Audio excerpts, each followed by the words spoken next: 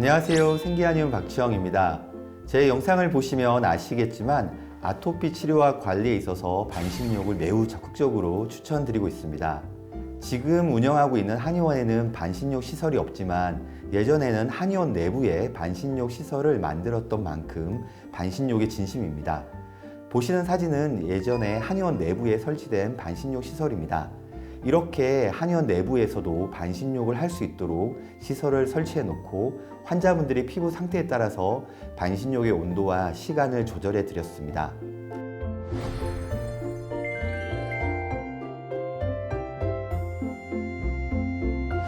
한의학에는 두무냉통, 복무열통이라는 유명한 문장이 있습니다. 이 문장을 글자 그대로 해석해 보면 머리는 시원하게 하면 아프지 않고 배는 따뜻하게 하면 아프지 않다라고 해석할 수 있겠습니다. 그리고 동의보감에는 두한조결이라고 하는 또 다른 유명한 표현도 있습니다. 머리는 차게, 발은 따뜻하게 관리하라는 의미입니다. 두한조결과 두무냉통, 복무열통은 모두가 같은 의미라고 할 수 있겠습니다. 두한조결과 두무냉통, 복무열통이라는 표현이 나온 한의학적인 이론 배경에는 수승화강과 상열하안이라는 내용이 있습니다. 수승화강이라는 생리적인 기능에 문제가 생기면서 상열하안이라는 병리적인 상황이 발생하는 것으로 이해하시면 좋겠습니다.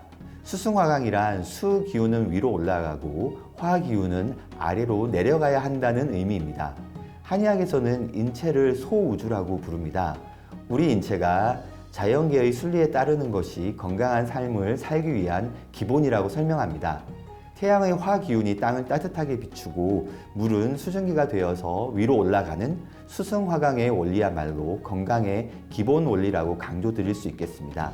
현대 면역학적으로도 면역 시스템이 안정적으로 작동하는 기저에는 수승화강의 인체 순환의 원리가 베이스에 깔려 있는 것입니다. 이처럼 중요한 수승화강이라는 작용에 문제가 생기면서 상열하안이 발생하게 됩니다.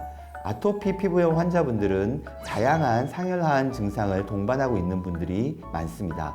상열증에는 두통, 어지럼증, 이명, 탈모, 가슴이 답답하거나 두근거리는 증상, 안면 홍조, 눈충혈, 안구 건조, 입마름, 구취, 구내염, 수면장애, 불면증과 같은 증상이 나타날 수 있습니다.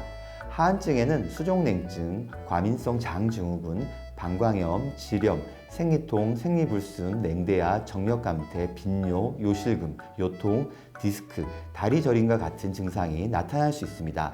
반신욕은 이러한 상열하안 증상을 개선하여 수승화강이 원활하게 이루어지도록 도와줍니다. 인체의 체온은 36.5도입니다. 사람에 따라 조금 높을 수도 있고 조금 낮을 수도 있지만 대략 36도에서 37도 사이인데요. 반신욕은 38도에서 40도 사이의 온도에서 체온보다 살짝 높은 온도의 물에 하반신을 담그는 목욕법입니다. 차가운 하체를 따뜻한 물에 담가서 데우면 하체 쪽의 온도가 상승하면서 혈관 확장이 이루어집니다. 이로 인해 인체 전신의 순환이 더욱 원활하게 되는 것이죠. 자연계의 대류 현상처럼 인체에서도 원활하게 대류 현상이 펼쳐지면서 혈액순환과 림프순환이 원활해지는 것입니다. 그리고 반신욕을 하면서 땀을 흘리게 되는데요. 인체 내부의 독소와 노폐물이 땀으로 배출이 됩니다. 대부분 아토피 환자분들은 초기에는 땀이 잘 나지 않습니다.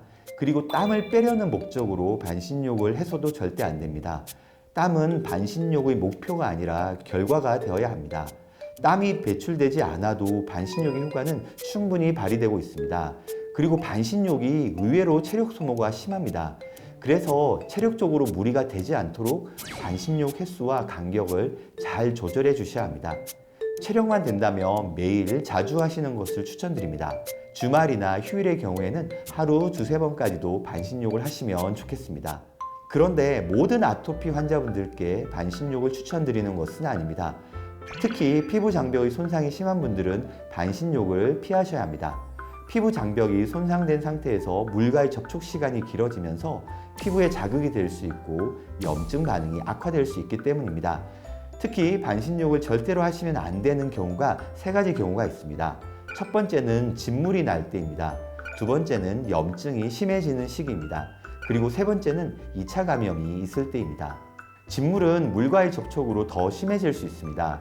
그래서 진물이 날 때는 반신욕뿐만 아니라 샤워 자체도 피하는 것이 좋습니다.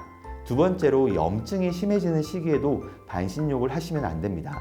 어떤 상태가 염증이 심한 것인지 판단이 어려우실 것 같아서 제가 사진을 준비해 보았습니다. 사진에서 보시는 정도의 증상은 염증이 심한 상태입니다. 이때에는 반신욕을 피해야 합니다. 그리고 지금 보시는 사진 정도의 상태라면 반신욕을 할 수 있습니다. 눈치채셨겠지만 두 사진 속의 주인공은 같은 분입니다. 아토피 피부염의 경과에 따라서 적절하게 반신욕을 조절하는 것이 중요한 포인트입니다. 만약 반신욕을 해야 할지 안 해야 할지 헷갈리시는 상황이라면 직접 반신욕을 한두 번 정도 해보시고 반응을 살펴보아야 합니다. 그리고 마지막으로 2차 감염이 발생했을 때도 반신욕을 피해야 합니다. 2차 감염은 현재 앓고 있는 아토피 피부염과는 별도로 세균이나 바이러스, 곰팡이균 등에 의해 감염이 발생한 경우입니다. 2차 감염이 발생한 것 자체가 피부 장벽이 많이 무너져 있다는 것을 의미하기 때문에 물과의 접촉이 피부에 자극이 될 수 있습니다. 다음 영상에서는 실제로 반신욕을 하는 방법에 대해서 설명드리겠습니다. 다음 영상도 기대해 주시면 좋겠습니다.